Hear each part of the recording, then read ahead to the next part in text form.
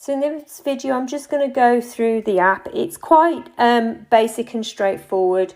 So you can see on the document screen, you've got all the invoices that have been archived, didn't process through, are processing, or are there to review.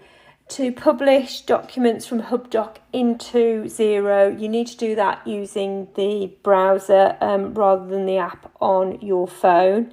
And the main purpose of the app really is to upload documents. So I've uploaded it a couple of times here, but for example, I've got this coat receipt on my desk.